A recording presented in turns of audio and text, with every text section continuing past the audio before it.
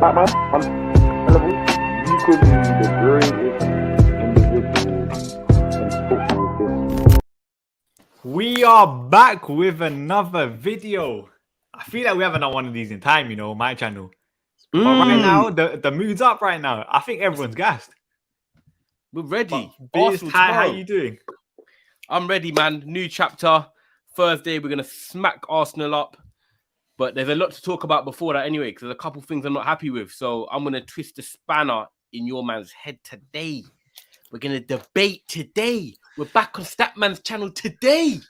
Listen, I've already seen what you and Hart were being saying yesterday. Interesting stuff. What? You want to start with that? What? You want to sell Rashford? No. Let's start with Ralf, and then we get on to Chelsea and all of that, yeah? Well, someone said kit's cold. Statman, what kit is that? Basically, check out Scorps. The link is in the description. They make concept kits, innit?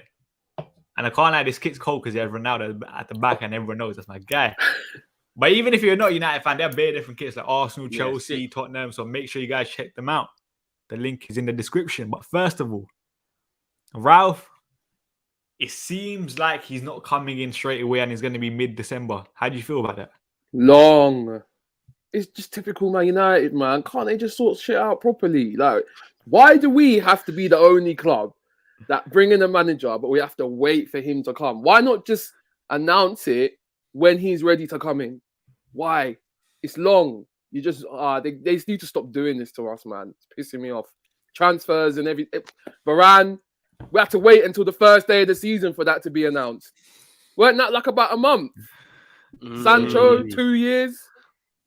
Come on, man. But I can't lie, as much as we want to blame United on this here, like I feel like with visa issues, you can't really do much in it. I don't think it's necessarily the club's fault in my eyes. Like Ralf hasn't been managing for the last 5 years. That's why you can't get the visa straight away. That's the point.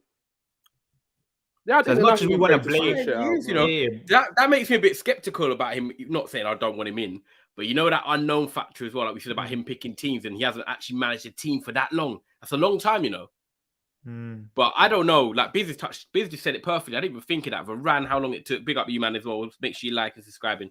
Like the Varane deal, the Sancho deal.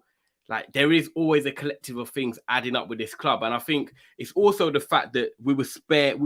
It was a scattergun approach, kind of. They want the bottom line is right, and I know if people want to say we want to move on from Oli, but I'm telling you now, when you look at Mourinho, when you look at Van Gaal, when you look at David Moyes and Oli, out of all their managers' Baines, I'm telling you now, they wanted it to work for Oli the most out of all of them. They backed him the most with 400 million. They got the players that he wanted. They wanted it to work for Oli, and Biz would admit that as well. Out of all the managers since Fergie, they wanted Oli to succeed.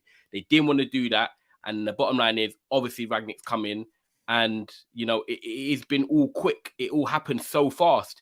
And, Locomotive have already got that last connect card to come in and replace him already. So it seems on their end, they've had it more sorted out quicker than we have. They've like, Ralf, you're off. Okay, we're going to have next man starting. Us lot. But I think they're lucky because it's still in an internal appointment, isn't it? Yeah, it's an internal appointment. Yeah, true.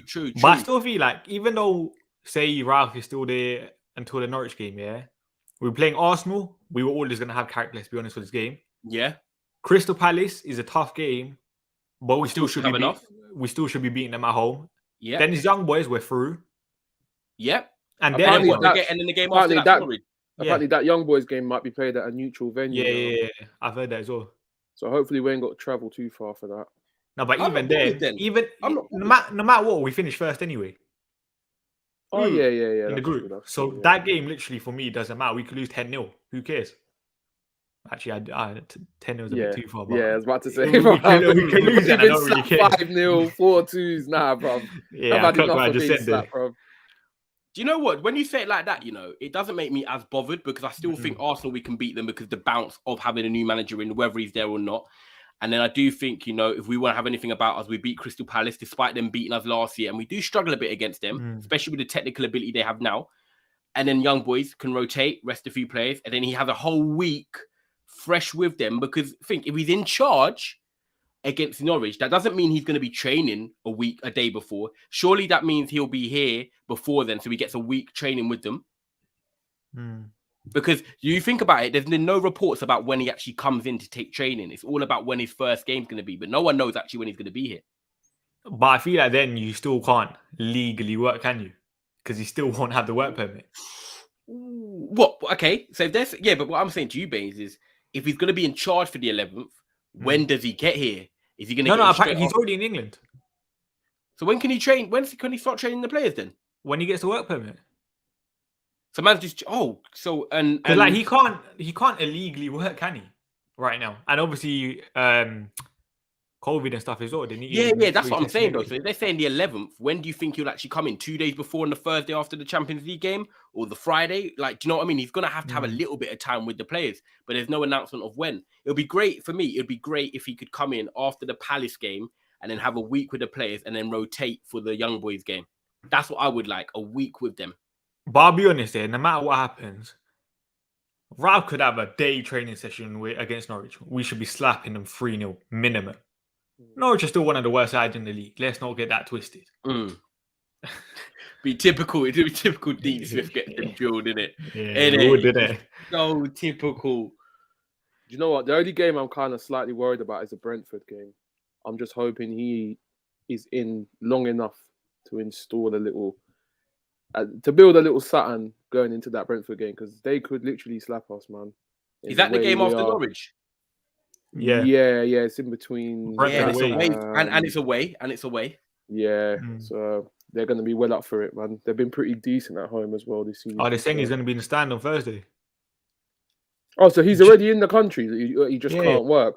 So I wonder if do you reckon he might like instruct Michael Carrick with certain things, innit? I can't I think that could happen because like surely even if you're still in the stadium, you can just be in the changing room and stuff, just saying some stuff. He could easily do that because that's technically not working, is it? In a way. I think what it'll be, he'll be in the director's box, like someone said at the bottom. He'll be in the director's box, and then when the camera goes to him, and then people get to have a little look at him, he'll be taking his own notes, and he'll be filtering that into the Crystal Palace game. That's what I think. I don't think he'll be allowed to go in the dressing room or anything like that. They're going to say, because I don't think it helps. I actually feel like if Carrick's going to be in charge against Arsenal, let Carrick be in charge for Arsenal. I'm kind of in the same boat. Don't even have 2% of Rangnick there because we don't need that. I want Rangnick to either be all or nothing. I don't want 5% of this, 5% of that. Because you know what another thing is? Say Michael Carrick's saying instructions that he's been like working on throughout the weekend, and Ralf kind of comes in on the day and kind of ruins everything. Exactly. I don't think it's fair on Carrick, and I don't think it's fair on Ralf. And I don't think it's fair on the players. Yeah. It's like if Carrick's here, just let him do his thing. Because let's be honest, these 2 games, I've been impressed with Carrick. Let's see what you two say, because you lot were saying it was 2 drop points, but I said it was a point gained. Go on, Biz. Yo, you know, like in the hindsight of it, anytime you go away to Stamford Bridge, grabbing a point is always precious, yeah. Especially it's only somewhere we've already won in like 3 times in the last 20 years. But we've been undefeated there in the last 6, I think. So being 1-0 up, bruv, and you know, it's not a goal that's been conceded like in play. It was a goal from a penalty. And I feel like that could have been avoidable. And it was a soft decision, but it was always going to be taken in. But I just thought, bruv, man, if we didn't concede that penalty, I thought we maybe could have seen it out. Arsenal did it last season away against them. I know we're not Arsenal. I don't want to compare us to them.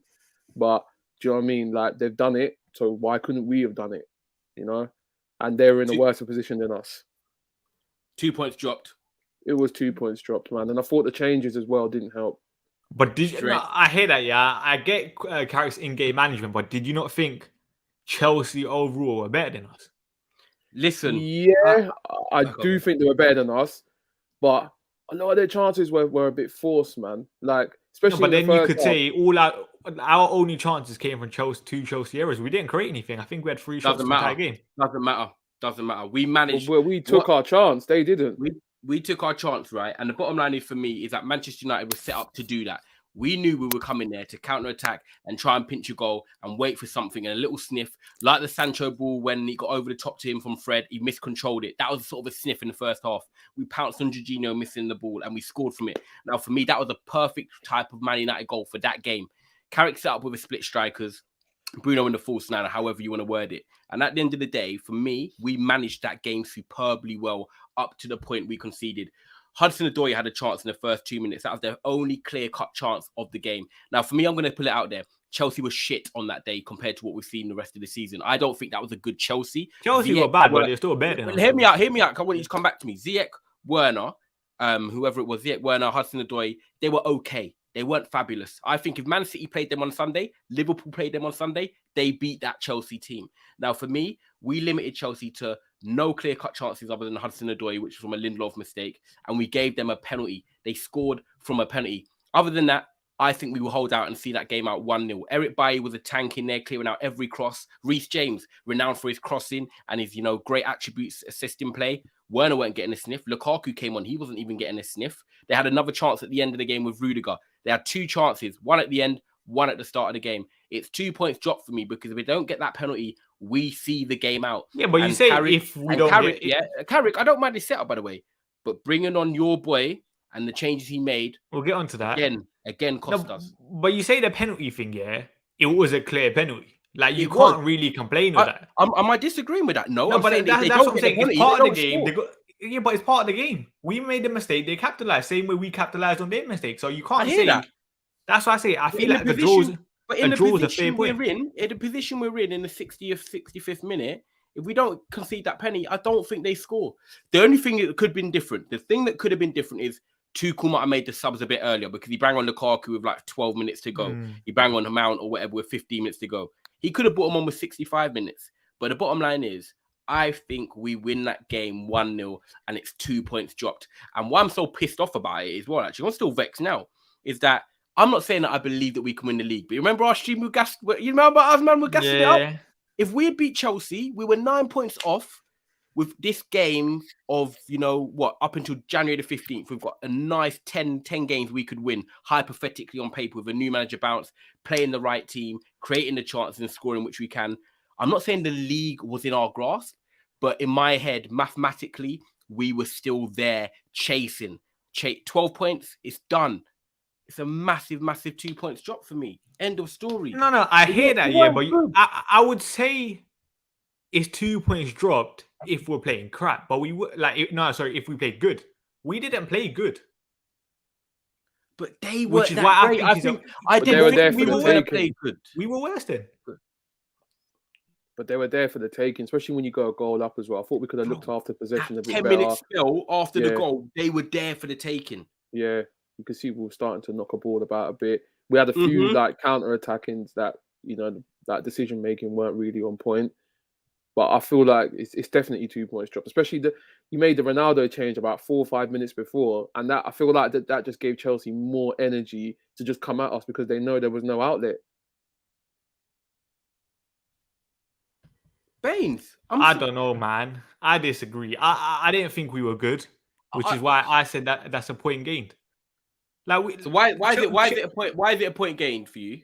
Over when you look at the game. Do you think Chelsea were actually that good, or because the thing is, they were better than us. If they had won 2 or 3-0, yeah, I wouldn't have been surprised because they were better than us. However, the situation of the actual game, we managed it well. We were 1-0 up, 60 minutes gone. I didn't feel threatened. I actually thought, we can go on and get the second goal, and we actually didn't. And when it went 1-0, I actually thought, we might go on and lose the game because the changes obviously didn't help us, which we'll get to. But Carrick kind of got it right in terms of the way he tried setting it up with the 3 in midfield that Biz called, and I was laughing at him, and so was others when he said Matic, McTominay, and Fred. But yeah, exactly. But Uncle Bizler was right, man, and the game was there for the taking. I think Biz is right. 15 even said as well, like with Hadj, because Hadj is agreeing with you, a point gained. But 15 was like, before the game, I take a point, but after the game, you're grimacing, you're disappointed, bro. You're not, because we didn't do anything in the game other than park the bus. No, but it's true. We didn't do anything in the game other than park the bus. We had 3 shots in that game. One of them came from... I don't care about the shots.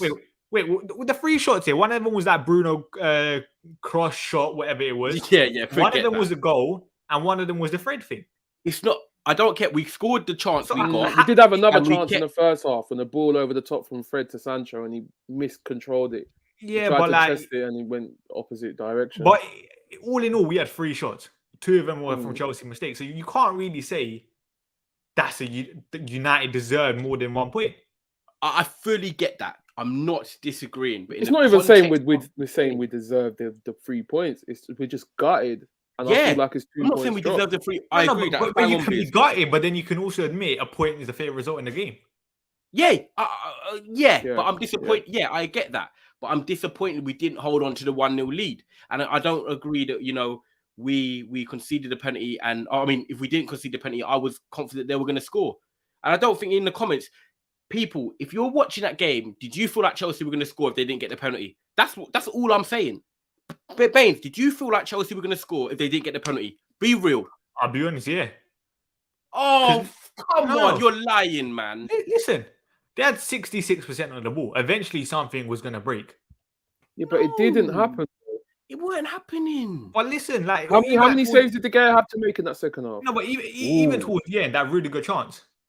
They still had half chances in the game, which is why I still feared that Chelsea was going to get another goal. I'd say they had as many half chances as what we had. Look, they had 20 shots apparently.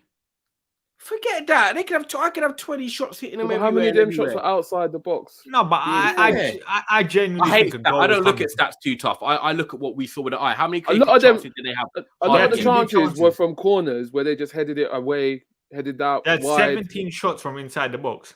People are agreeing with us. Yeah, and them headers, they were like headers from corners, bro. That just went wide or fucking. That Chelsea, I'll be honest with you, Man City or Liverpool beat that Chelsea side comfortably on the weekend. Yeah. That's how I put it. And we had a chance and we didn't take it. If we wanted a team lineup of Chelsea to beat, that was the lineup. If they had Lukaku, they had Havertz in or a few more players, different type of players, I would have been more worried. They put that lineup out and we didn't beat them. We were not going to get it easier than that. And I think it's 2 points dropped. I get it in terms of like before the game, would I have taken a point? Yeah, but obviously I want us to win every single game. But after the game, I've just come away thinking, do you know what? But you backed Oli for that long. It's a missed opportunity. Huh? You backed Oli for so long, so you clearly didn't want us to win every single game. Because everyone could see from last year you weren't good enough. But Oli's got nothing to do this. This is Carrick now. I'm just saying though. But of course I want Man United to win every game. They never conceded a goal at Stamford Bridge. Yeah, but I think actually my boy was the one that gave us the victory at Stamford Bridge. So you get me. We're collecting. We're collecting. We'll be back. Go on then. Let's talk about the subs then, because I'll be honest. I think I tweeted at halftime. I would have brought in Donny van der Beek for Scott McTominay, even though Scott McTominay got man of the match. How? I don't agree with it, but I felt like Scott McTominay was on a yellow. He should have come off, and we struggled to keep hold of the ball. I thought he should have come on. I thought Jesse should have come on as well from Bruno earlier, because I think Jesse can carry the ball very well and win us the foul. What do you guys think about the in-game management? I was not happy with it personally. I think if you're going to first of all play a false nine, Martial, and I'm not even trying to be biased, has to play over Bruno. No, I don't care. Can link up the play, best link up player, best hold up player, best combination player, very high IQ. We've seen him put in a performance against Manchester City last season where he didn't have to score, but it was a phenomenal performance. That's what he could have done against Chelsea on Sunday. But listen, he went for Bruno, a guy that was absolutely shocking on Sunday. He gave the ball away numerous amount of times. Every time he's pressed, he looks like a chicken running out of a farm. He doesn't know what to do with it. I can't believe he played Bruno in that role when you've got Martial on the bench. So for me, Martial would have come on for Bruno, and I would have left Sancho or Rashford on, and I bring on Lingard to, accompany them. I think Sancho had a knock in it, that's why he came off. Yeah, he said he had a knock. So I didn't go, okay, I would have gone Lingard for Sancho, and then I would have gone Lingard, Martial, Rashford. So at least when we went 1-0 up, like Bisler said, we actually would have had something on the counter-attack to kill the game. As soon as Ronaldo come on, and I'm not getting onto Ronaldo, certain games will suit Ronaldo. Certain styles will suit Ronaldo. Against Everton, we were 1-0 up with Cavani, Martial, and Greenwood playing. The balance of the side was better. We were 1-0 up. Ronaldo comes on. They press up higher. They start dominating the ball more. And we have no attacking impetus. He comes off the bench against Chelsea, and the same thing happens. Chelsea press up higher in the ball. They start controlling, dictating play. Ronaldo doesn't get a sniff. Just because his name's Cristiano Ronaldo, just because he's won 5 Ballon d'Ors, just because he's won multiple trophies, this 36-year-old doesn't need to always come on the pitch. But Michael Carrick, Ollie, and the Glazers, oh no, he's a marketing tool. We have to put Ronaldo on. Sometimes the guy can stay on the bench. And that game, he did not need to come on. Lingard and Martial were the subs to make. Tell me I'm wrong. You done? Look at him having the Red Bull as well. Facts. Big up for him. This guy is so gassed with that run, you know. Do you know what? Yeah. Do you know what? The fact that Biz was just like, I got the Denzel Washington nod. I got Baines sitting quiet for 30 seconds and counting. I have. It's called being respectful, letting someone finish their point. Think of a reply, Baines. This is what I say about the Ronaldo thing. Yeah, no matter what, people kept saying Ronaldo ruined the flow of the game. Get these comments up. Look at all these comments. They're all agreeing. Run these comments. No. Are you gonna let me finish? You got. It's your time. I'm done. Must be over. This is what I say. People keep saying Ronaldo ruined the flow of the game. Yeah, our attackers did nothing the entire game before Cristiano Ronaldo came on. We did nothing.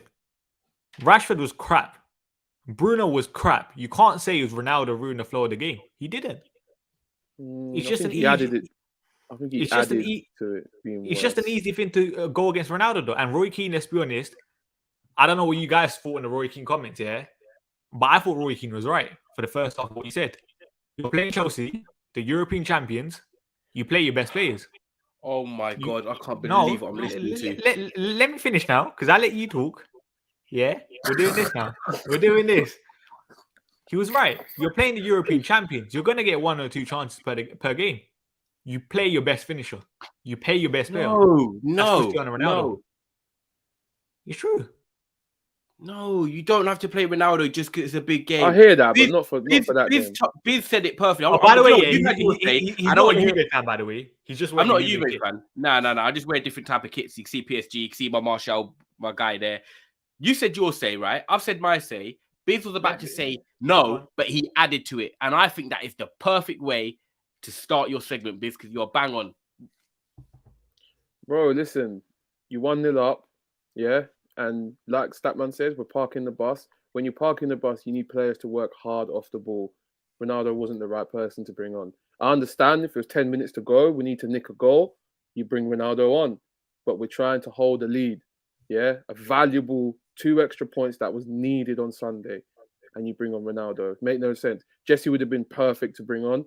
Or even Adoni to just try and get some retention. Just try to take some pressure off the back four that was just under siege of attacks after attack after attack.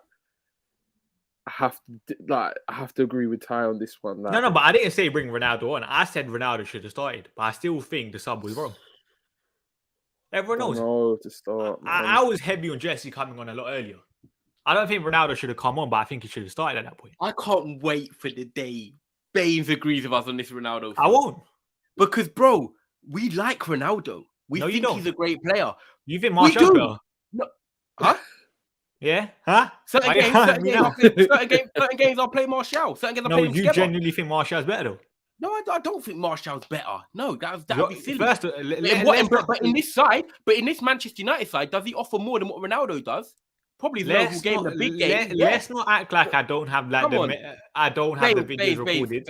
I've got the videos recorded. The videos are saved on your channel as well. Videos are saved, that's fine. But the fact that you agree with Roy Keane as well is delusional, bro. No, how do you you're agree? Missing the point. Carrick has facts. It doesn't matter about because he signed Ronaldo. Oh, he has to play in the biggest games. No, he doesn't. He doesn't. You're missing the point. Automatically gain that credit. You're gonna let me finish?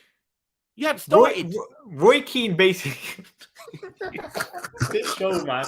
Roy Keane basically said Ronaldo should have started because it was Chelsea, one of the biggest games, and that's what you sign a player like Cristiano Ronaldo for. He didn't say Ronaldo should play in every single game because at the same time, he also said if you're playing like young boys in the Europa League, or not in the Europa League, sorry, Champions League group stage, that a game that doesn't matter, you don't play him. But when it's one of your biggest games of the season, you play Cristiano Ronaldo. And I'm not saying he should have come on. I'm saying at that point, you start him. Oh, is he Baines cut out? Yeah, you're cutting out, bro. Is it me or you? You. Yeah, YouTube said Baines is waffling. They've had enough. Nah, I'm back. Just about. I'm not gonna lie. This is the first show I've been on, and I'm not even gonna cap it. The comments have agreed with me like 90%. Yeah, but that's because most of these people also watch No, rants. no, no, It's no, no, no, Cristiano no, no, Ronaldo no, as no, well. no, no. Babe, it's not an agenda. It's No, because I today genuinely I've think, won yeah. it. Today I've I won it. genuinely think if Rand said Cristiano Ronaldo was good, a lot of people in the comments will say Ronaldo is good. Nah, I've I given think we're at that context. stage. I've Honestly, given yeah. great. Another thing as well. Oh, I love this Yeah. show. I love this show. You see Rance. Listen, Rance isn't a guy, yeah. But he said I'm obsessed with Ronaldo. You see Rance yesterday, or what is it today in the group chat? What did he put? Coming at my guy Cristiano Ronaldo. Like there was no conversation going. No one was talking in the group chat, and he just puts in the Cristiano Ronaldo thing. Don't divert. No, I'm just saying. Stats in the tunnel. This is stats in the tunnel. I just had to get that in because everyone always says I I'm hear obsessed with Ronaldo, but big you up see, Rance Rance as well. is a different story. Rance. Big up Rance. I get it. Big up Rance. Obviously, he does his thing as well. He's a Martial fan as well. But we've got Biz, right? And this is why this makes this show great. And for the people, me and you disagreed on Ronaldo. We've got Judge Biz. I was going to say Judge Bizda, whatever, Rinda, Judge Rinda. We've got Biz, yeah, who's come out and said he agrees with me. And he gave context to why. So I don't get why you can't say, do you know what? Martial would have been a better option in that game, or even Lingard, than Ronaldo in that game. I said that though. I said so Ronaldo you agree? So you agree with me that Ronaldo didn't? So you just said it. So you just said no, that. So exactly. You're missing the point. You're missing the point. I said that from the start. I don't think Ronaldo should have come on. But what I'm saying is at the start of the game, I would have started him. Okay, fair enough. But the way the game was going, I would have not started. Would have not brought him on. The thing is, though, in a game like that, if Ronaldo starts, he's not coming off. Yeah, he's playing the full 90, and the shape of the team would have just been nah. We probably would have conceded in the first. How? Let's not act like I don't know how many times Bruno was coming back in the first. Yeah, third. but what did Rashford do? I know he was making himself a nuisance, what did Rashford giving do? away possession at times. But what did Rashford do? But what would Ronaldo help out? But he runs more, doesn't he? Come on. Listen, Rashford's another discussion that we should be having right now as well. Let's have it. Because we were chatting in the group chat about Rashford as well. This show's been sick already. Rashford, 27 minutes in. I'll be honest, with Rashford, he's a sticky one, isn't it? Because I know Rashford's ability. When Hard said Rashford should be sold, I disagreed with that. I thought that's a bit too far. But at the same time, Ralf, this next 6 months is massive for Marcus Rashford now. It's massive. Because now, for a lot of these players, we can't continue making these excuses. When everyone says, these players don't have a coach, Rashford included, Martial included. These players have one more opportunity in my eyes because we can't continue making excuses for them. Rashford against Chelsea was nothing short of a crap performance. I don't know what he did well. Absolutely crap. And you know what as well? Not crap against Chelsea. Crap against Watford. Worst player on that pitch in that first 45 minutes. And if it wasn't for him coming through the academy, favouritism Messi, doing a couple things to get the MBE and that, he would not be in that starting lineup so often. I hate the favouritism and sentiment thing. Big up Rashford for what he's done for the community. I'm not trying to say it harsh. Big up Rashford for what he's done for the community. I get it. But I don't think that he's got enough credit in the bank to keep starting games. Biz, he weren't good against Watford. He was not good against Chelsea. He's got more credit than Martial, bruv. I'm not saying he hasn't. I'm not saying he hasn't. But you could say Sancho could start from there. You could say Ronaldo could go on left and put Martial up front. I think Rashford gets a bye with Manchester United and he starts too many games. The guy like Hadj said on Trafford Tunnel yesterday, which has gone big, obviously, where this debate's come from. He runs down into alleyways. He doesn't have a great footballing IQ. He's a cutting and shoot merchant. And the bottom line is for Rashford, his numbers might have gone up, yes, under Ole Gunnar Solskjaer, but his performances have dropped. And I'm not here for Manchester United to have people that are just going to put in numbers, but the performances aren't great and get away with it. At the end of the day, Rashford is now in this position. He's 24 years old. I don't care about 21 goals and 15 assists. Rashford is 24 years of age. He's at the age now where he's developing into that position where you're like, right, are you a striker? Are you a left winger? I don't think Rashford is good enough at left wing. I don't think his dribbling ability is that great. I don't think his decision making is that great. And I don't think his crossing is that great. And then you put him up front. He can't hold up the ball. He's not great at finishing, to be fair. He can't head the ball. So what is he? He's a Nicolas Anelka type where you're going to play him up front some games. You might play him on the left wing sometimes. And he's guaranteed to start. I want someone who's naturally going to play in their position. Jadon Sancho's played 2 games in the right wing and he already looks at home compared to Mason Greenwood. He scored a few goals and assists and everyone was raving about it. But we've seen Sancho put in 2 team performances and look better than Greenwood. I want people that can play in their positions. Sancho right wing, Martial left wing. And this ain't coming at you, Biz. I know you said it's harsh, but I'm this heavy metal player, bro. That's harsh, man. I like Rashford. I think Rashford. he can improve. He can improve. I want to see. Well, the thing is, though, wait. The thing is, though, everyone was complaining about Rashford last season and saying, "Yeah, but Ole's playing him injured. He's playing him injured." Da, da, da, da, da. Now that he's come back, yeah, and he still managed to put himself on the goal contribution list more than any other player since he's come back, and it's not enough, if you know what I mean. I understand the performances haven't been up there, but I feel like the rest of the squad haven't looked at themselves and put in a decent performance in a long while. So I feel that, and plus he's just come back from 3 months out injured. I think how many games has he played so far? Did he come back? 5, 6? Came back against Leicester, and he's not started every game, has he? So I feel like you have to give him a little bit more time to get back into the mix of things, man. And the Chelsea game was always going to be tough anyway. Okay, well, you know what I'll say to the Rashford thing? Yeah, his performances haven't been good enough for the last 18 months. But at the same time, I said this about most players. We need to kind of judge them now that they have a proper coach.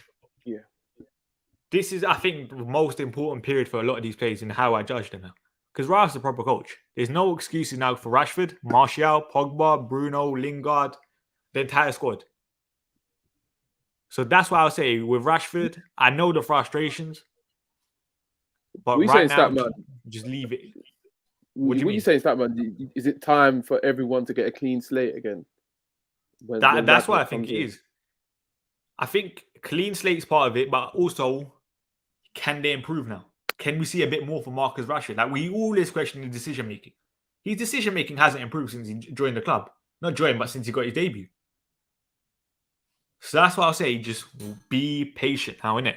Let's see what happens. And if people think I want to have the same energy for this guy's got to deliver as well.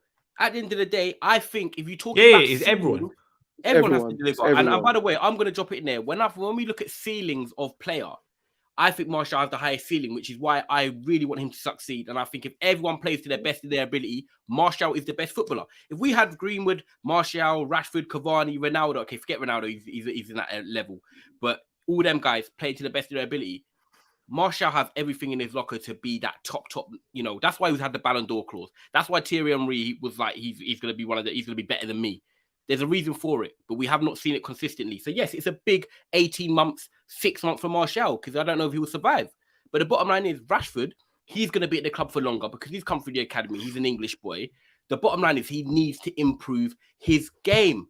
And you know what? The same goes for Greenwood. I think Greenwood is a young guy who is going to be phenomenal when he peaks at 25, 26. However, he has hit a bit of a stagnation. He is plateaued and he needs a coach. Because when you look at Martial and Rashford, the only coach they had was Louis van Gaal. Since then, they've had Mourinho, didn't really put too much time into him. And then they've had Ole Gunnar Solskjaer.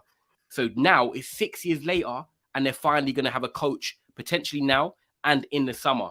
So let's see what happens. But if I am a Manchester United manager coming into the club in the summer, let me tell you now, I don't sell Martial. I don't sell Sancho, of course. I don't sell Rashford. I don't sell Greenwood. And I keep all 4. Ronaldo, Cavani, whatever you want to do at your older age, make your decision yourself. But I keep them 4 and I have a coach working with them all season. And then Usman can come back to the dinner table in 18 months' time and say, you've got to go, or you've got to go. No, I'll be honest. Right now, I keep every single attacker. Tell you the truth, what you're saying about players being held back, I feel Ole was doing that with Greenwood in the summer. But I feel like the signing of Ronaldo has put that back. Wait, you see this coming here? I don't know, Statman. I think you need to consider that. He is brilliant. I don't know. He's sick. You're made for this YouTube world. You're sick. I don't know, Statman. I think you need to consider that it's very hard to develop IQ for players, especially someone at that age. Is either you have it, have the IQ, you don't. I agree with this here, but at the same time, I feel like sometimes coaches can make it slightly easier, innit? Like, you know, when everyone always says De Bruyne gets the ball, Sterling. He's still going. He's just holding the professionalism. I love it. Man's still diverting. No, but let me finish my point because I'm on a roll here. You know, everyone says De Bruyne gets the ball, Sterling back post, for example. Yeah. That decision's been made so much easier for Kevin De Bruyne because Sterling's coach to beat it. Yep. So I feel like that same thing, even though his footballing IQ might have not improved, the people around that, the decisions around him are kind of already been made. Yeah. Whereas with United, we're just like so mismatched. Like, you know, sometimes they say, like, in terms of coaching and stuff, Like, if your players are blindfolded, can they still find the pass? Do they still know where the players are going to be? With United, we can have our eyes open and we don't know where our players are. I think I even with Sterling, like where people Sterling at the time when he's got the ball and he has time to think is a bit like Walcott. I actually had a message today saying Rashford reminds me of Marcus Walcott. And you could probably say the same for Sterling, Raheem Walcott, because off the ball, they are brilliant. Rashford runs off the ball, the way he curves it and runs in behind defenders. I actually give him plaudits for that. I think he's brilliant off the ball. Sterling, again, his movement is great off the ball. But when they've got time to think and they're on the ball, these man ain't it. These man ain't it. And someone said a great point earlier about Rangnick. I saw a quote on Rangnick. If you are to be a fast counter-attacking pressing team, which is what Rangnick wants your team to do, then you've got to have this before you have this. And I was like, bang on. So Martial, Van der Beek, Sancho, these guys will thrive because when it comes to the instinct, you've got to counter-press within 10 seconds, 8 seconds, and you've got to make quick decisions. That beats this every single day of the week. Yeah, but you talk about work off the ball. Do you think Martial will suit that Rangnick style? He presses intelligently. He doesn't have to run around like a madman. He presses intelligently. And if he's doing that in conjunction with three or four players around him, I would love, right? So you know how Liverpool overturned the ball? You know when they get it like against Arsenal 2 weeks ago? Arsenal trying to press out. Liverpool suffocate them. They got the ball at the edge of the box. I don't mind having Martial as one of them players who gets that ball on that quick counter because his decision-making and his ball ability is great and his decision-making will be good with Sancho. So I don't mind that at all if they press as a team. You see this coming here, it depends. I still think Sterling has a way higher IQ than Rashford. I wasn't talking about Sterling. I was talking about Kevin De Bruyne. In terms of decision for Kevin De Bruyne's already made because Sterling's in that area. So like whenever Kevin De Bruyne gets his head up or even gets his head down, he knows Sterling's already there. That decision's already made for like De Bruyne. Which is why I keep saying, say for example, if we're more well coached and our players kind of know where everyone's going to be. Say if Rashford doesn't even need to get his head up, he would know someone's making, for example, an overlapping run down the left-hand side. That decision's kind of already like he's programmed to that. Yeah. Whereas with Rashford, he's not programmed to anything right now. And that's the only way you can kind of improve his decision making. Because people are right, you either have it or don't, but you can kind of tweak it. No, you lot are missing the point. It's not Kevin. We're not talking about footballing IQ right now. We're talking about like the decision is there for him. He knows Sterling's gonna make that run. You're talking about that team telepathic sort of thing. Yeah. Yeah, that's basically what it is. Yeah. Yeah, we don't literally have any of that, man. Not from the back. And I think the comments were also talking about Rashford off the ball. Rashford off the ball is pathetic, I can't lie. In terms of pressing and stuff. That's a conversation that a lot of people need to have as well. Because everyone always uses that argument against Martial. But let's keep the same energy now. Rashford off the ball is another person. He doesn't press enough. Like if you want to use the same energy that you have towards Ronaldo. His timing of pressing is horrendous as well. Do you remember that game against West Ham when he like ran like 30 yards to go close down? I don't know who the West Ham goalkeeper was at the time. I think it was Randolph. And then he just basically was gassed afterwards, brother. And then he got injured like 10 minutes later and came off. Like that. I see that in Rashford still to this day now. The timing of his like press. It's just all over the place. But then that could still be down to the coaching, innit? So it's a difficult one. It's a difficult one, innit? I can't really speak on it too much until like obviously you just come back from injury and then obviously until Rangnick gets a system in. And apparently Rangnick said something like 8 weeks until it starts showing. Yeah, it will be 100%. And I think what Hadj said as well, actually, on my show yesterday is perfect. Like, we're not going to expect amazing football. We are going to see improvements. We are going to see sort of a framework coming into play. But if we're going to go from one of these sides where we're 17th in the running stats for the league, Ollie wanted to be the most highest running team with hard is working. Then we're going to flip it and now all of a sudden be this pressing side. Give it 3-4 months, we're going to be burnt out. I'm not saying completely burnt out, but we're going to see like when the Ollie Klopp-esque kind of thing, innit? Yeah, the Klopp-esque muscular injuries coming in and so forth. And we are going to feel, the pains of it when it gets to maybe March, April, when the Champions League gets to its quarterfinals, the semi-finals if we get there, the FA Cup progresses. So it's interesting. I've got to say one thing is we got to have patience. What we're going to see now is we've got a nice engine. We've got a pretty car, but it's stuck on the driveway because we've got no wheels. Rangnick's going to give us the wheels. And then we're going to get the summer manager to drive it. So that's how it's going to be, people. We've got the car. We've got a nice little engine. We've got no wheels. Ralph's going to put the wheels on. And then we're going to get whoever the manager is to come and drive the car to the corner shop and the restaurants. And that's what we're going to do. And then when we get to the restaurants in a couple of years' time, we'll be eating nicely together. That's how it's going to be. Like Anna said, 8 weeks, we need top four. I still think during our adaptation period to the way Ralph plays football, we still get results. Our players are good enough to get results. We got a decent run of fixtures. I'm not really worried that we're not going to get top four right now. I'll be honest. Yeah, I'm fully confident we'll get top four. I'm fully confident in getting top four. I'm not worried slightly about it. Well, I think it's 6 points against West Ham. You both are that confident? Because you know what? Another thing I say here. You know when people say, for example, say we do get injuries. Yeah, we have one of the best squads in the league. You could argue still. Yeah, I agree. Like, it's not the same with like Jurgen Klopp, because Jurgen Klopp he barely even had a starting 11. He had nothing. I think he was a miracle worker. I'm not overly confident, Nah, I'm fully confident getting top four. Fully confident. Oh, it's 5 points. We should be getting top. There's no excuse at all that we shouldn't. But we'll know with this run. You think Arsenal are going to keep up this form? No. Nah, West Ham should drop off. No. Yeah, we should. West Ham, no. Who else? Everton, Leicester, way off the pace. And then you got AFCON as well. I'm just saying, exactly. And I'm saying it here because I know people will come back and get receipts. You might not overly confident. Yeah, overly confident. I'm quietly confident, but I would not be shocked if we do something dumb. Oh, no. No, I hear what Ty is saying, though. No. Like, you can't be 100% certain with this squad. Nah, I'm 100% certain, bro. I'm cashing out. Yeah, but you're also 100% certain that we're going to win the league this year. Yeah, I don't care, bro. I'm certain we're getting top four, bro. I'm cashing out, bro. Like someone said, do you think Ralf it's dusted. We're getting Champions League football next season. I think we are, but I'm not 100% confident. Someone said, do you think Ralf will recruit a manager from the Bundesliga? We'll be linked with Roberto Mancini today. Yeah, I don't know if you saw Biz called this time ago as well. What do you think about that? Yeah, big up everyone in the comments today. By the way, I came with a cook today. I came with the oven. The Man City link, obviously, it's annoying, but you just have to move on in it. But yeah, Mancini for me, bro. Like, he plays with night, bro. Especially what he's done with Italy, the way he's got them back to where they are. Obviously, it's a bit of a sticky one right now, whether they're going to make World Cup or not. But what he's just done with them in that short space of time, I feel like he's one of the perfect managers to come in. Obviously, I still have Ten Hag as my number one because I feel like he'll give us more of a long-term stability.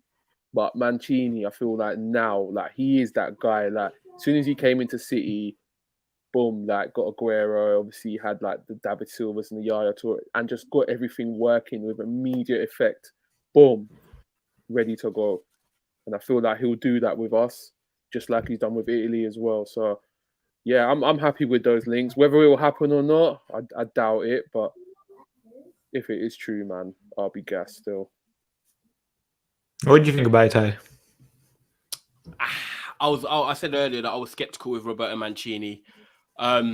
Great job. Obviously, he was what he was trying to do with Man City. Went to Italy, and I can't lie, Italy I think they struggled. They didn't even make the World Cup. And he's gone to them, and he's turned them into a side that went 37 unbeaten, won the Euros. But if I'm totally honest, I feel like international football suits him. I don't feel like him coming back to the Prem, managing Manchester United is the right move for us and the right move for him. Like, I have no questions about his ability and his age, but it's just about whether I think he's the right fit. And for us right now with this current crop of players, I don't think he's the right fit. That's it. He's a good manager, but, I went to JD. I always used to use this analogy. Went to JD. I love that shoe. What size do you have? Oh, you have the size down from me. I'm not going to buy the shoe just to put my foot in it because I want to get that shoe. There's something about it that don't quite fit with me. And I think international football suits him. I don't know if he'll get the best out of this current crop of players.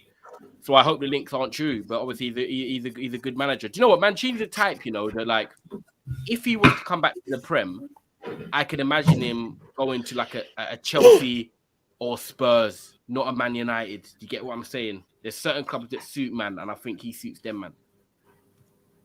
Interesting. First of all, make sure you guys like the video as well. There's over 250 Yeah, people man. watching. Subscribe to Yes. Chafford as well, please, people. On our way to The 1,000. link So close. is in the title. One thing I say, Thank yeah, you. you say Mancini is more suited to international football, but he's also won the Premier League, like people said in the comments. I get it. Back. So you still back have to then, give him credit. Like you can still, but you can still do And he his done thing. it Like with still a City. trust. He done Yeah, it with a City team that had never won the league. They didn't I know give him what they didn't know what it was like to win a league. I don't even think they even competed on winning the league the season before. Do you know what I mean? I think they finished Won like the FA third or Cup as well, fourth. innit? They won the FA Cup, but they finished like third or fourth, bro. They were a little bit away from us in Chelsea. And he won a couple Serie A's at Inter Milan when he was there. I hear it. First time. I hear it. 2012, he won the league. He won a couple Serie A's. I'm not saying he's a bad manager. I've not said that. I'm not discrediting him. I just don't think stylistically he fits Manchester United. And I wouldn't be... If Roberto Mancini got announced in the summer, I would not be on a stream with you and Biz and being like, yes, I'm buzzing. Do you get what I mean? I'll be like, oh, do you know what, you man? Then what manager would you be buzzing with? Of course I want Ten Hag. But I know that's still a sort of a patient approach. But if it had Ten Hag, boy, obviously Pochettino is there. I can't lie. I'll be honest. I don't think it'll be both. I don't think it'll be any of those two. I don't think we're going to go with someone obvious. Like it's like the sporting manager's been talked about a lot as well, isn't it? Yeah, he's been doing bits. To be fair, they won. Did they win the league undefeated last season? Yeah, and they're doing well in the Champions League as well. So they knocked out Borussia Dortmund. Yeah. So that's why I'll say. I don't know. I want Ten Hag, but I don't think he'll come just because the styles are different because of what Rangnick plays. Do you know what? Even someone like Poch or Hasenhüttl suit them. Poch, Hasenhüttl, they suit them. I like Hasenhüttl, by the way. He got them to fourth last year at this time last year. But look what the squad he's got, and you can see the foundations in the football Southampton try and play. I like Hasenhüttl, and do you know what? I wouldn't even be majorly discouraged if he come in. I know that it's Hasenhüttl, and people were like, "Raw, this is Man United," but he's got that thing in him where you could see him again being in 10 years' time, maybe a Liverpool manager or something like that. He's got that potential. He was at Leipzig, and he was one of the managers, that played good stuff there, man. So that's what I say. You'd be more happy to see him than Mancini. I'm telling you straight, I'm gassed if Mancini comes in because I know straight away, bruv. You know what I say? Pressure. You see the next manager, I'll be gassed whoever it is because I know a footballing man's made that decision. You know what? That's where I'm at. Like I don't care who Ralf brings in here. I trust him now. Like, it's not Ed Woodward we're talking about making these footballing decisions. He's a proper footballing man. We've seen what he's done when he's had the power. In Ralf, I trust. I can't say no to Mancini, but yes to Hasenhüttl. But, you know what I mean? I don't know why. I just feel like stylistic-wise and the excitement, I thought Hasenhüttl's got levels still to grow to his game. But, of course, yeah, Mancini I'll take. But I don't want either, to be honest. If it's Poch, I'm taking it. Because I know it's not United trying to get the cheap appointment or like a person that can work on a tight budget. Is Ralf trusting him that he's going to continue what Ralph's built right now? Yeah, that's what I'll be buzzing with Poch if Ralph's made that decision himself. Yeah, to be fair, it could be an unknown, someone that Rangnick's just building up, ready to just take over, smooth transition instead of having Bayern get knocked out in the quarterfinals. We get Nagelsmann. That's a dream for me. That would honestly be the dream for me, but I know that's probably they worked together at Leipzig, though, didn't they? Yeah. You know what? I'll be honest with you. With Nagelsmann working at Bayern, I definitely think he'd be the number one target. Oh yeah, 100%. If you still at Leipzig for another year, 110%, 1,000,000%. What does it take for him to be out of that job? Good question. I think for this season, he will not be winning the league. Yeah. Because the thing is, with Nagelsmann, it's not like Niko Kovac, for example, because Nagelsmann has a style of play. A style of play that Bayern fans love. Because he's scoring goals for fun. Look at Nagelsmann's goal scoring record. Not Nagelsmann's goal scoring record, but Bayern's goal scoring record. Yeah, they just beat the 100-goal. Yeah, in the calendar year. Yeah, in the calendar year last year. And there's still a month left of the season. Or this year. Like, it's an incredible job that he's done, innit? In terms of style of football, which is why he won't leave. Now, I don't think he'll get sacked if they don't win the Champions League. Ooh, I think he'll get sacked if they don't win the league. Someone put Marco Rose in there, He's got potential, Was it you? You know, I read Talk the other day after the show when I said Marco Rose. I can't remember if you were on it, yeah. Nah, I went there. I like Marco Rose. I liked him. I've liked him previously. when he was at Salzburg as well, part of the Haaland and come up as well. It didn't work out. Where is he? Is he at Dortmund? Is he at Yeah, he's Mönchengladbach at Dortmund now. No, because he Dortmund had now. Borussia Mönchengladbach last year. Yeah, and he then ended the season crap for Borussia Mönchengladbach when that's Borussia it. And then Dortmund now got he's at appointed. Dortmund. Yeah. Like there's potential with him. That's still an unknown quantity. And people say that Ralf Rangnick will want to bring in the best in class. I don't say it's the best in class, but the best. He wants to bring in, for his football, the best available Stylistically. option. That's it. So, like, that's why people say, I saw someone put, like, Poch might not be the one that comes in because Ralf might think there's actually better people stylistically that suited football than Poch. But you know what I also say on Marco Rose here? I feel like, for example, at Borussia Mönchengladbach, his teams were known for being unbelievable on the counter, innit? Like very, very direct, which is why I can see the United links. But at the same time, I've always said this about Marco Rose, and I say this all the time. I don't watch Borussia Mönchengladbach week in, week out. But when I did, it seemed like they only had one thing, which is the counter. What more do you have to your game when teams sit back, for example? And this is the same question mark that I got with Ralf as well. But with Ralf, we're not coming in. But okay, with Ralf, the bottom line is he's here for 6 months. Because I was actually chatting in a group chat, and someone was like, "What if Ralf comes in and he only wins like 6 out of his next 10 games when he first comes in?" The bottom line is, if we know that his main weapon is coming in for behind the scenes job for the next 2 years, so really all he's gonna do is just try and stabilize the ship and put a foundation in place. This is what I'm saying to people: don't be so super excited. The guy hasn't managed for 5 years, like you said. Like Biz has had his slight reservations as well. We've just got to be realistic because we've gone from Ollie to a new manager, and everyone's gassed for the appointment. But the guy is a brilliant guy upstairs as well. And that's what we've got to be more excited about. So for now, it's just about steadying the ship, to be honest. I don't think, Rangnick's going to come in and be formidable. Do you know what I'm saying? This is an interesting comment. Jesse March, because he's obviously worked under the Red Bull model before, innit? But one thing I say about Jesse March, I feel like he still needs another year. And I know a lot of Red Bull fans are kind of been questioning, for example, the recruitment. And they, since Ralph's left, like the football structure is kind of falling. So I feel like, with that, I would give it another year. Lucien Favre is an interesting one. Very, very interesting one. But I feel like him, but I say this all the time with Borussia Dortmund. He didn't work for him at Dortmund or Mönchengladbach or Nice or something like that. He was at Borussia Dortmund, innit? Lucien Favre. It didn't work. Yeah. But I feel like it's another thing I always say, but I can't tell if it's just a Bundesliga or if it's just Borussia Dortmund in general. I thought defensively they were poor. So I wouldn't say Lucien Favre will come in. I can lean towards more Jesse March. I don't think none of them. I think it would be so underwhelming. Yeah, I don't think none of them either. We'll see. Underwhelming. Someone said who do you man genuinely think's the top 3 on the list right now for Rangnick? Like genuinely top Ralf 3. Ralf Hasenhüttl was there for top 3 in my eyes. Who? Ralf Hasenhüttl, Premier League experience, and he's worked at Red Bull before, innit? Okay. I think that's probably like the easiest part. Like the most sensible appointment. I think Nagelsmann, if he was available, I think they'll kind of be just keeping an eye on the Nagelsmann situation of what happens at Bayern, innit? Yeah. Who else? Yeah. Biz, anyone you want to throw in there? Hasenhüttl, I'm not really against it, but I think Poch is definitely in there. I have to say it. I think Poch. I think it's the 2 bait ones. Poch and Ten Hag, to tell you the truth. Poch, Ten Hag, and Hasenhüttl. I don't think Poch and Ten Hag are there,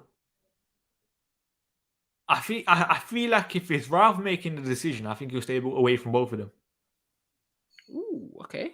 But I think, obviously, if it's out of them two, I think he leans towards Poch slightly. But it's a difficult one right now, calling it. It is. This is the thing. It's the unknown. It's the unknown quantity. We don't know who it's going to be. But I think that's what makes it exciting. Someone said there's Marco Rose failing with Dortmund. I think they're 1 point away from the top of the league, innit? Yeah. But at the same time, they're knocked out of the Champions League. I think they're going into the Europa League, innit? So I would call it failing, but at the same time, you also need to remember Erling Haaland is injured for them. Yeah, no matter what team it is, there's already going to be a massive loss. They're already a point off the top as well. Yeah. Realistically, them being a point behind Bayern at this stage, does that mean Nagelsmann's kind of failing? Nah, man. You know what I say? Because even this happened on the Hansi Flick last year. There was a point where Red Bull Leipzig were top. It doesn't matter. Bayern are always somehow close to second during the January, February time, December time, and then they somehow end the league with 10 points, 15 points above the closest challenge. Yeah, they always find that gap because this was that good. Oh, big up, man. Love that. I actually love this show as well. I don't know how we've done an hour already. Like, it's actually mad. Very quick. Like, big up everyone. Make sure you smash that like and subscribe button for Bainesy. Also, for me and Biz, our channel is Trafford Tunnel, and it's in the bio there. You can click that blue link. And by the way, we've got Baines on with me tomorrow at 6 o'clock with Lee Gunner. So you, man, bring your Man United energy over tomorrow at 6 o'clock because me and Baines are up against Gunner. Someone said, why do we need someone of the same style? Because otherwise, then the next 6 months are kind of a waste. Yeah, the next 6 months are meant to be a building block for the next manager. And he's going to have a say in signings because he's going to say, right, these players, he's going to definitely have a play in negotiations. He's going to also be identifying players as well. He's going to be in there recruiting and looking with the scouts at the type of players. He's not just there to say, right, you've got to play this type of football. He's going to help the manager play that type of football. You know how we're going to go a bit to the new school of German football. You know when Salihamidzic sits on the Bayern dugout? I'm not saying we're going to do that, by the way. But now, like, he sits on the Bayern dugout, so like he's involved with the club. Ralf Rangnick's going to be involved with the club. He's not going to be on the dugout, but he's going to be working with the manager like Manchester United have not seen it ever before. That is what I can put out there clearly. There is going to be a proper link between manager and Ralf Rangnick. Not that he's going to be on a touchline, but he is going to be there helping the manager. Trust me. He's going to have a say in the manager. He's going to have a say in sort of, what players to sort of target. This is what Man United have wanted. What big teams that Bayern have it. Ajax have it. Man City have a great, relationship with Pep and his partners. That's what we need. I think it's going to be what Eric Harrison and Brian Kidd were to Alex Ferguson in their late 80s. Oh, too young. I'll let you explain. I don't know. Yeah, obviously Eric Harrison was obviously part of the class of 92. He was like the manager, and obviously Brian Kidd was obviously doing a lot of behind the scenes work on obviously like the training academy. So I feel like obviously Rangnick he does that as well with the scouting and obviously the transfers as well, potential. So yeah, I feel like it's going to be something similar like that, but I don't want to get too gassed, man, because obviously LVG kind of had the same kind of thought process and it didn't last. I feel like, but I feel like the LVG thing is different, isn't it? Because now we know Ralph's he's gonna be on the board basically, hopefully making footballing decisions. And someone said, yeah, but then we're going for style of winning. I still feel like even if we're doing that, we're still going to eventually win trophies. Like, people think it's either one or the other. I think it can be both. Big up Levin as well in the chat. Love that. You see with LVG, obviously, he tried to come with his own style. Obviously, like 3G pitches, 6-foot trees, training on the weed cover. whatever trees he was trying to put up to try and stop people from coming in, and drone cameras and all them things there. You're funny, no. Obviously, like I feel like it's kind of the same similar thing where United are kind of going completely opposite to where the club has been trying to go for the last 10 years. Are you quite? I feel. Are you quite worried, Biz, about this disappointment? I'm not saying that you're. I feel like everyone. It's not a bad thing, by the way. I just feel like because of what you've seen in the past, are you quite skeptical about how this could go? Rather than a lot of fans are like, yeah, Ralf. Yeah, because obviously I think a lot of people feel like he's going to get full control, and I don't know if Ed and Glazers and who's the other guy, Arnold. I don't know if they're ready for this, man. These men love control. You know what I mean? I hear that, yeah, but then. Why would you appoint like Ralph's that type of guy? Yeah, if he doesn't get full control, he will leave. Well, that's what it seems like. But it's the same thing with LVG. And plus, you need to also remember, yeah, like people criticize me all the time. Even on the Oli, we have started to build a small part of a footballing structure with people like Myrtle. Yeah, like I said this the other day, and people came at me. Yeah, you see the Myrtle thing the other day. he came out with a quote about Ralph. It wasn't Ed Woodward for once. Yeah, that's the first time as well. Like, for me, that was a massive positive. And we've all seen the article about Ralph in it and how Myrtle went to Germany in 2019, I think it was. So it seems like someone like Myrtle does have some sort of footballing knowledge about him. He's not just a businessman. Which is why I feel like if he's obviously had a massive say in the decision, I'm relaxed. And I think, Ty, you said, I think the day after the Ralph news came out, you said something in the chat where it's like, what are you worried if Ralph fails? And I said to you, the answer is no in my eyes. For me, the answer is no, because I know he's going to be here for 6 weeks. It doesn't matter in my not 6 weeks. That's what I said. Yeah, I'm not worried. And at least, no matter what happens, I know he's going to adapt and have his style of play. Obviously, he's 63 years old. He's been out of the game for 5 years, coaching and training. But I suppose 6 months is about the right length of time for him to come in. And obviously, if it's longer, I will worry because it's something that you've not been a part of for so long.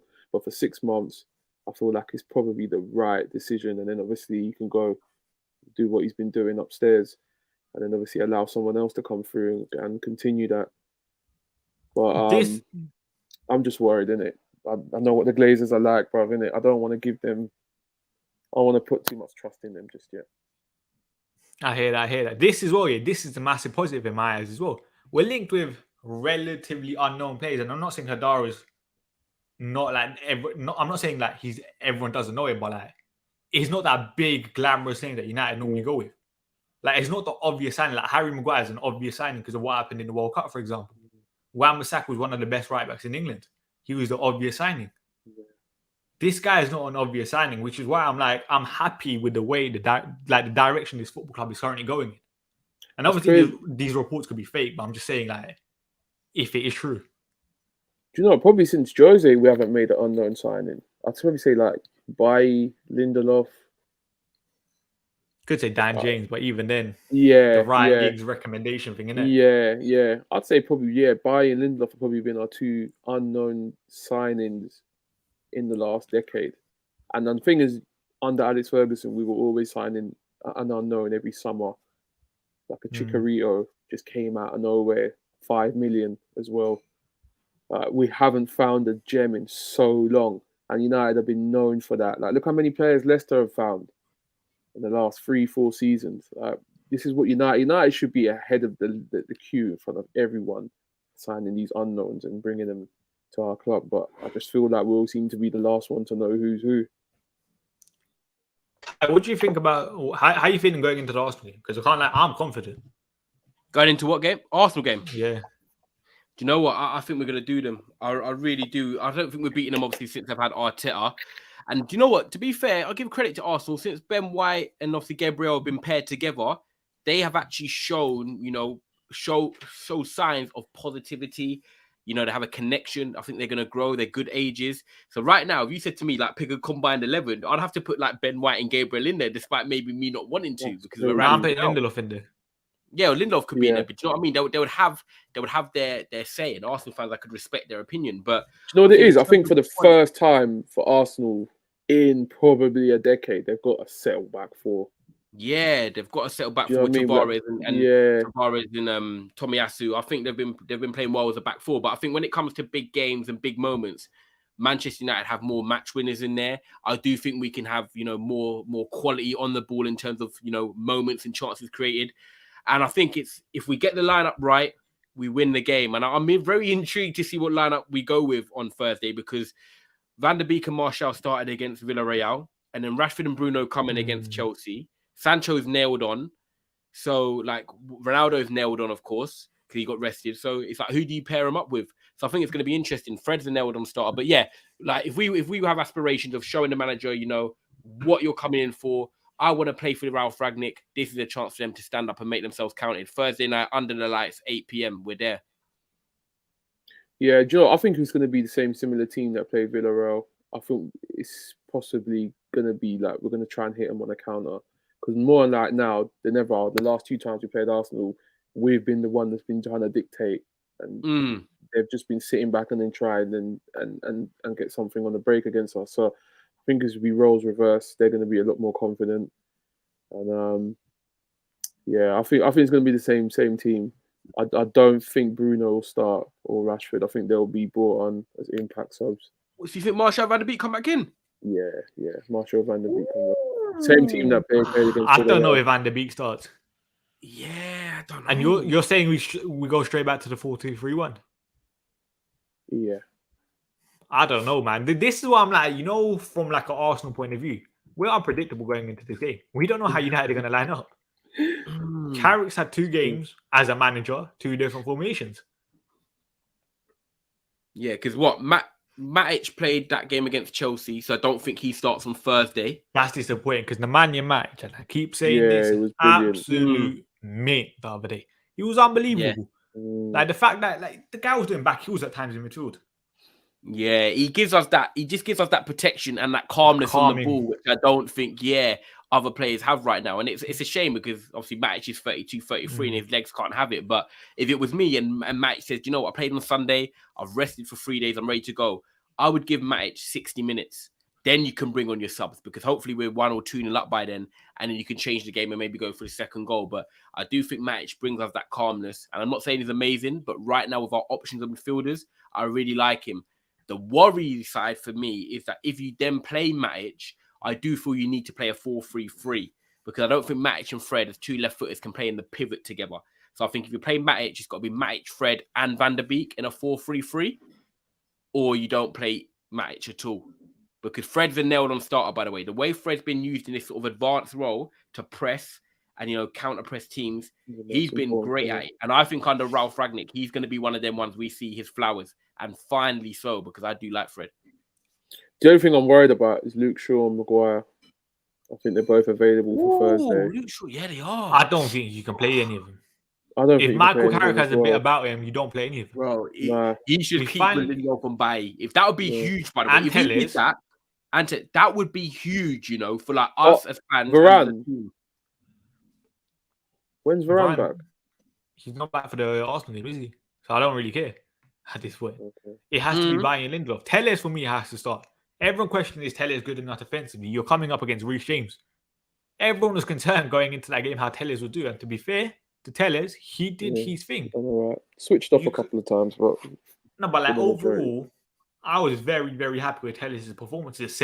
Even then, because he hasn't been playing a lot this season. Better than Wan-Bissaka. Solid. Which is why I say Michael Carrick has to keep the same back line. If you're playing players on form and you're rewarding performances, if he keep does, it. That's a statement for Ralf Rangnick, for Maguire. That's what we need. We need that. Carrick can do that because you're interim manager. You're not going to face the backlash. By the way, Cass is in the comments saying Pogba left. Pogba's injured. He can't play. Yeah, Pogba's out for another 2 months, isn't he? Yeah, he's out for time. Yeah. That this ain't defending against Ziyech is not hard, yeah. By the way, big up Cass for locking in. Someone said defending against Ziyech isn't that hard, but you also had Reece James down that side. You have to give Alex Telles credit at the end of the day. Yeah, that's it. And playing in a back 4 against Reece James in a back 5, so you've got to occupy the left inside channel and Reece James. And that's why I also think Eric Bailly has to play, because as much as people say, he was clearing them out for corners and stuff, the bottom line is he was in the right place. He knew where to be.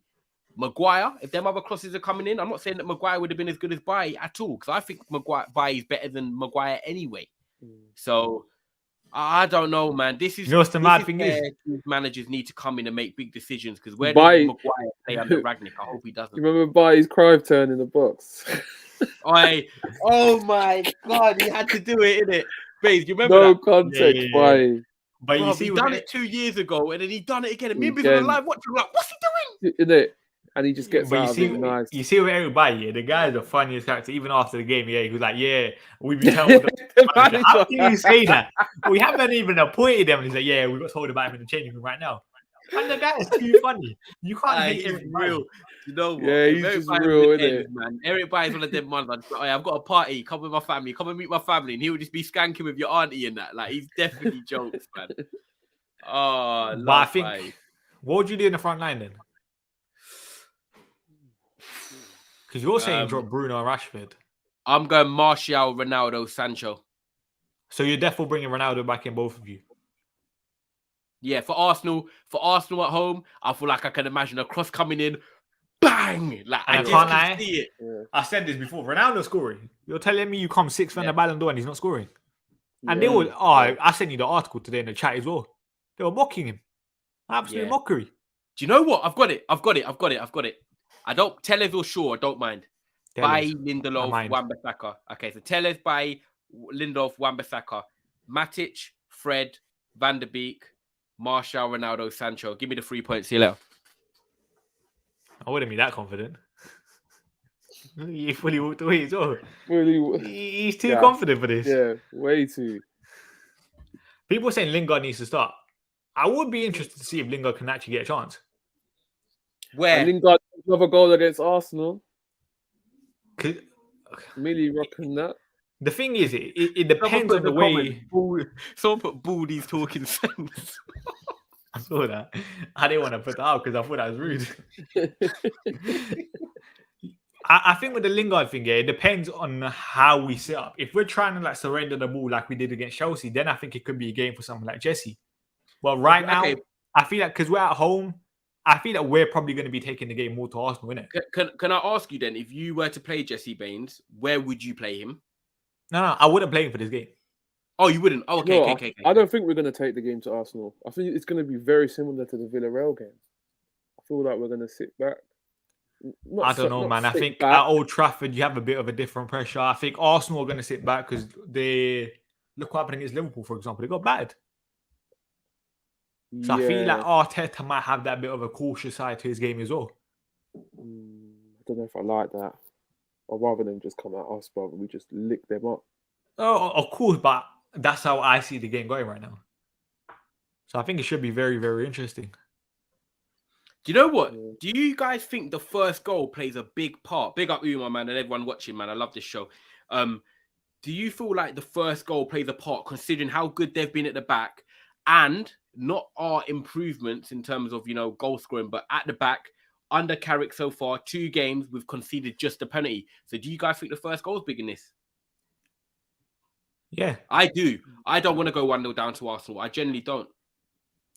And I don't, because the thing is that we don't know what Carrick is going to do. Carrick could set up in a very negative way, like we did against Chelsea, and say then we can see the first goal. We're screwed.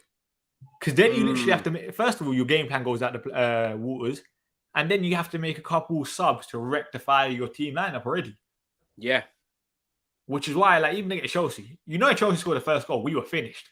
We were finished. That first 20 minutes was massive for United against Chelsea. And I feel like it's going to be the same against Arsenal. The first 20 minutes, we cannot concede. Yeah, I fully agree. Yeah, Arteta hasn't lost against United, but Oli in it. Do you know what, man? Like, we're winning. I can't see them coming to us on a Thursday night under the lights. New manager syndrome, even though he's not in the dugout. These players are fighting to show Ralf why they want to play for Manchester United. There's a lot more to it than just playing Arsenal. There's a lot of stuff going on here. And the fact that we're, 5-6 points off top 4? They beat us. We're 8 points off. People are not... Why have we not even mentioned that? We're sitting here confidently. I'm saying hesitantly confidently. You man are saying top 4. No brain. Well, if we're top 4 and you man are saying Arsenal are going to slip up, we need to beat them on Thursday because we can't afford to go 8 points behind going into the Christmas break. You get what I'm saying? So, okay, I'll ask you this right now. Would you take a draw? No way. No chance. 3 points only. Because I was speaking to Deluded, and he said he would take a draw as an Arsenal fan. And I was like, away from home. I'll be honest, from an Arsenal fan, if I'm an Arsenal fan going into this game, I'll be disappointed with a draw. Yeah. If I'm a United fan going into this game, I'm going to be disappointed with a draw. I'm actually very, very confident for this game. A 6 point. Would you be disappointed with a draw? 100%. Yeah. 110%. We can't draw this game. Because you know that as well. Nah, no way. No way. Like, this game has to be a win. You see, this is what I don't get here. Prince, you said you're taking a draw, yeah? Huh? But at the same time, he's an Arsenal fan, yeah? But at the same time, he also said United are crap. See, look, he also said United are dead. If United are bad, why are you taking a draw? Surely you'd want to beat us. You can't say United are dead and say you're going to take a draw then. Be confident. Nah, because I want to smack Arsenal up, bro. To tell you the truth, man. Seriously. Them man need to CR7 get fan, an absolute you know the slapping. drill. Thank you very much for getting that No, comment up. but you see this here only because we're in front of you by 5. You shouldn't be worried about us though. You should be worried about getting top 4. If you're an Arsenal fan right now and you don't get 3 points against United, you'll be disappointed. I would be if I was an Arsenal fan. We've got 4 points, 4 or 5 points from our last 24 available. Yeah. And you're telling me you wouldn't be disappointed. And That's do you know not what? Look at this as well. Like, it's not just a win. Win, new manager coming in, a good performance at home, and then look at the next 7 to 8 games we have. Like, they say I'm delayed. Have you got the fixtures for Man United? If not, I'm gonna read them out. Have you got them, babes? I'll get them up here, but shall I come back out and come back in if I'm delayed? Oh, well, you got a delay. Oh, okay. Yeah. Well, yeah, go on. I'll just chat with my point quickly, what I was going to say. So, yeah, big up everyone. Make sure you smash the like and subscribe button, actually. Trafford Tunnel there for our stuff.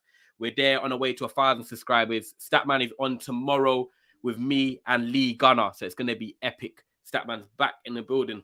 Look, Make sure you look in for that. if I told you faced a team with 5 points from the last 24 and you got a draw, which is Norwich form, you're telling me you wouldn't be disappointed? I think a draw is good for Arsenal. I disagree with you. No, but I'm saying they should be expecting to win. Who? Arsenal? No, Arsenal are the favourites going into this game in my eyes. No, they should be. No, Ty, listen. Ty. Yeah, they are. They are the favourites. They've had a manager for longer than us. This is Michael Carrick we're talking about, this is his 3rd game in charge. 2nd Premier League game. And you're telling me you wouldn't want to beat us? Bro, we haven't beaten them at home in the league. They think they can beat us. They're confident of beating us. We're at home, still with the team we've got and the place. They're not favourites, man. When was the last time we beat them at home in the league? Someone said, Statman, think about it. A draw. Wait. Let me finish. Ty, let me finish here. Someone said, Statman, think about it though. A draw for Arsenal isn't that bad away in Old Trafford. I hear that if you asked me at the start of the season, if I was an Arsenal fan. But right now, you have to look at the context. United are crap. I think a draw for them is a good result. And forget we've played them in the past and the results of that now. I think Manchester United can beat Arsenal on the weekend. If you gave me £100 and said, right, one team has to win, I definitely put it on Man United. And that's not because I'm a Man United fan. We have real convos here. We have real discussions. We haven't beaten Arsenal at home since 2018. I get it. I hear it all. That last minute header. I hear it all. But you're telling me, Biz, if I gave you £100 right now, you're putting it on an Arsenal win over a United win? Nah, bruv. You're not, exactly. So, hypothetically, Manchester United at home, under the lights, them things make a difference. New manager announced, Ronaldo fresh, Sancho, Rashford, Bruno, Van der Beek. We've still got a team there. Bailly can play, Lindelof, Maguire's back in. We're only missing Varane and Pogba, which, yes, I get it. There are 2 big misses. But for me, Varane has never played Arsenal anyway, so I'm not used to that, so that's fine. Pogba, we need pace against Arsenal. So I don't mind if Pogba's not there, even though his creativity would be good. We can't beat Arsenal without them 2 players at home. How are you, man, confident of getting top 4? That's my question then. Because that's under Michael Carrick.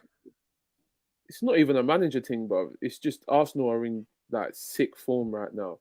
I think they've already 1 defeat in the last 8-9 games. They've already conceded the 4 goals they conceded against Liverpool in that time. They are the favourites coming into this game, whether we like it or not. But I'm checking the odds. But yeah, like look, someone said our manager doesn't have coaching badges. Michael Carrick got his full coaching badges last year. No, but it's true. He got his full coaching badges last year. You should be disappointed if you don't beat Manchester United right now. Yeah, real talk. But at the same time, I don't think you will, because I think we're winning.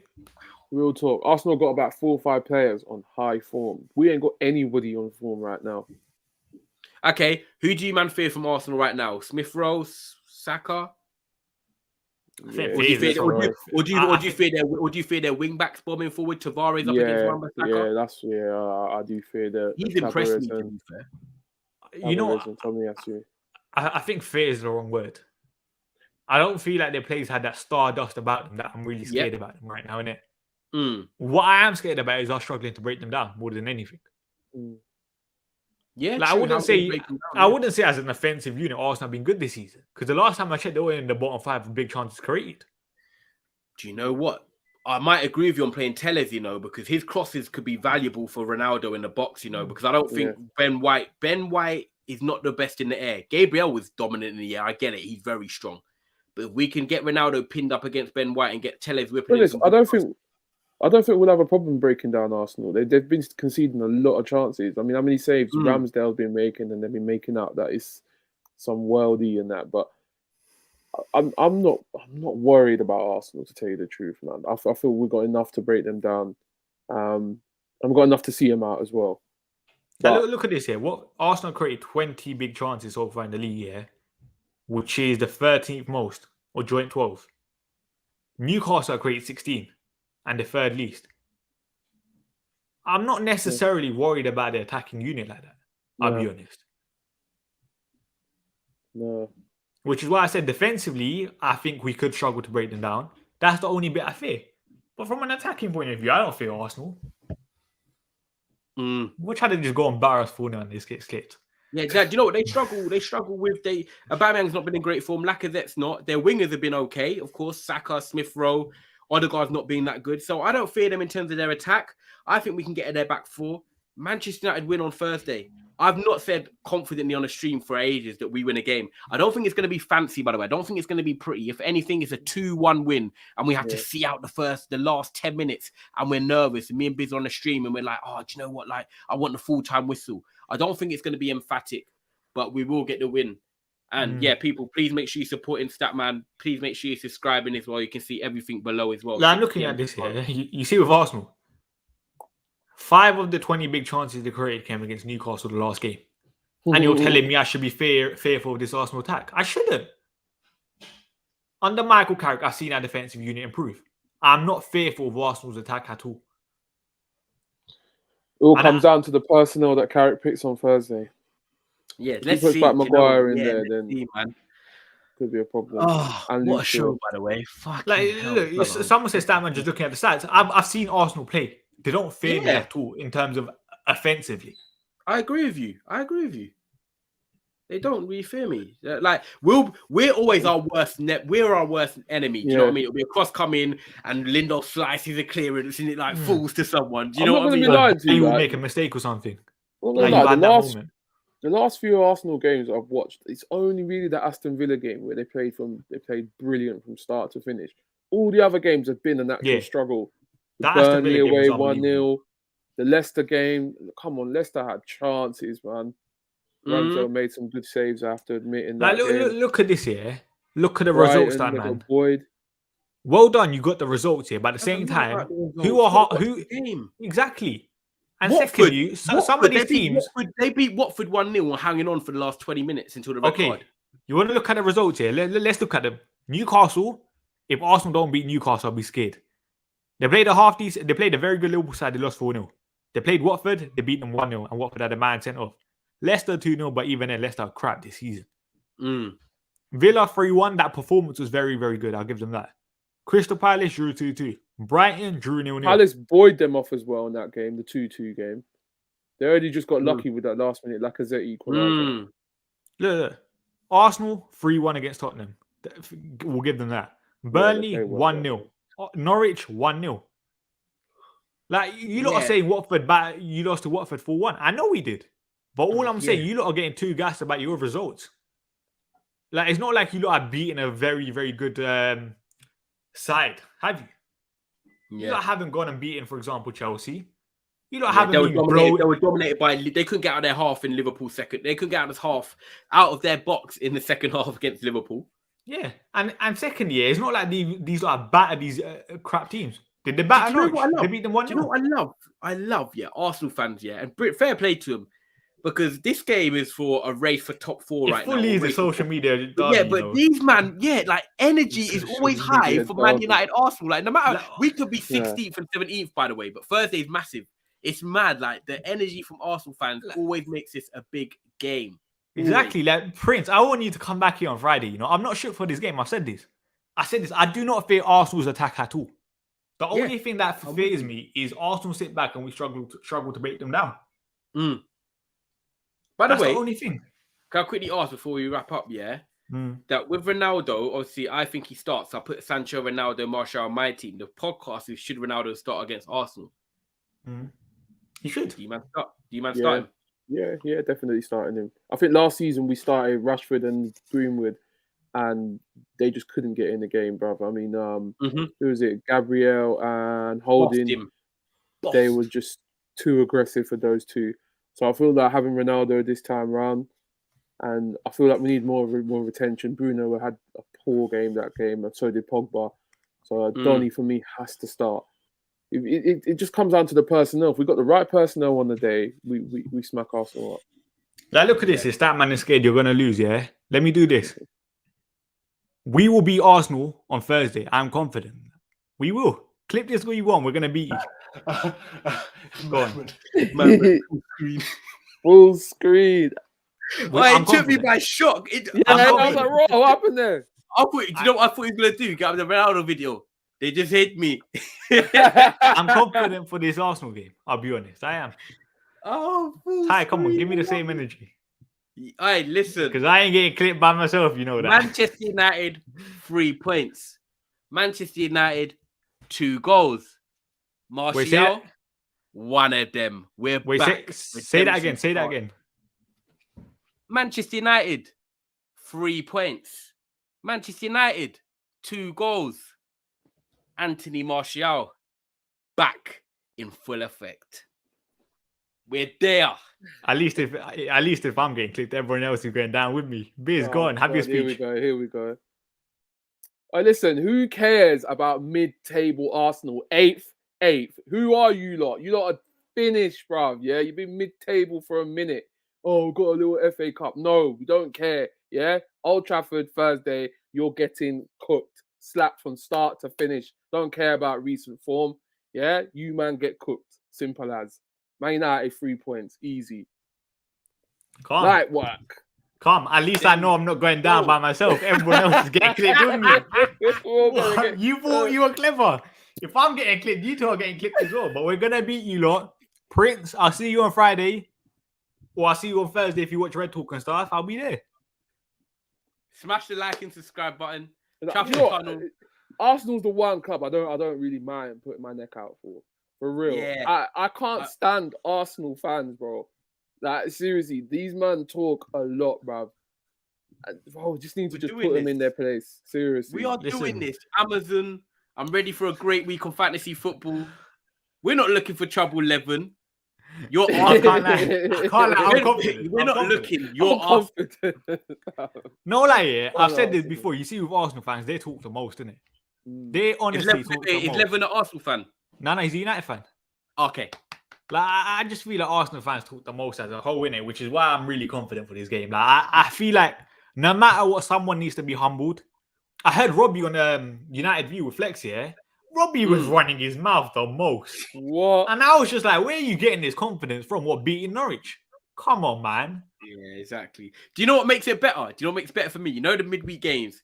Obviously, it starts shortly, but I liked it with the last game with the game week. I like that I've got all these to just build me up to the big one. Like, we were tonight, and I'm like, oh, we lose. I'm vexed for the whole game week. But the fact that I've got all these to just get me ready, 8 o'clock Thursday, energy is up. We're going into Friday in a party mood, baby. Party mood. I can't wait. Listen, bro. Seriously, I'm confident. Ty's confident. Biz is confident. Good times, innit? But I'm saying it now, but Ronaldo brace incoming. Listen, Ronaldo definitely scoring 800 goals. Light work. 100%. Light work. Okay, Yannis Anthony Martial. Anthony Martial, yeah. Anthony Martial. Hey. Anthony Martial. Aye, we're back. Thursday, 8 p.m. Arsenal are getting smoked. Look, Ronaldo's getting pocketed by Gabriel. You lot are moving too mad. This is what I'll say. These lot never learn with Cristiano Ronaldo. People write him off every single time. People sit like Ty's written him off. Biz has wrote him off. But guess what? He has 12 goal contributions in 13 starts. You shouldn't worry about Cristiano Ronaldo. You shouldn't. Because whenever people talk about Ronaldo, he responds with goals. He's going to do the talking on the pitch, like I say, unlike certain players. I hope he does the talking on the pitch. That's true. No, I'm confident. Ronaldo will score against Arsenal as well. But is there anything else you guys want to say before we wrap I up? said it enough before I let you go to Biz. Trafford Tunnel, make sure you subscribe into the channel below. Make sure you're liking this video. Like Biz says, hit that notification bell. Obviously, you can follow myself, Tyrone MC __ on Twitter. And our show with Haj yesterday was brilliant. That's just gone over 2K views. So big up Haj and the gang from Red Talk as well, rants and all that. And Statman is on tomorrow with me, people. So it's going to be me, Statman, and Lee Gunner. And we're going to be doing an Arsenal Man United preview. And we're going to be doing a combined 11 as well, which I think is going to boot off because there's going to be some interesting Combined 11, conversation. man. Fam, one-sided. I ain't letting Lee have anything, man. I got my confidence back. We're back. Lee needs to know. But yeah, man, Biz, I'll let you plug whatever you want. But yeah, great show, people. Love Statman every single time, man, Biz. Yeah, big up Statman. Make sure you keep liking and subscribing. Make sure you come over tomorrow and check out the man them, Ty, Statman, Lee Gunner. Listen, I'm gutted I'm gonna miss that one, but I'll be watching still. And then Thursday, obviously, we got the watch along, and then I think we got a new show, Fan Forum, that's happening this Thursday. And Sunday. Sorry, Sunday. So Sunday, yeah, after Crystal Palace game. So yeah, make sure you look in Trafford Tunnel, keep following. Follow myself at DJ Arbiz, Tyrone MC, Statman Baines. You know what it is. Stats in the tunnel. And I'll be back tomorrow with Lias potentially at 9:30 on Twitch. Subscribe. Should be interesting what he says about the Ballon d'Or as well. But I think you lot, I think Saeed's live right now, innit? So you lot just go spam Saeed, innit? But anyway, like the video. We'll be back soon.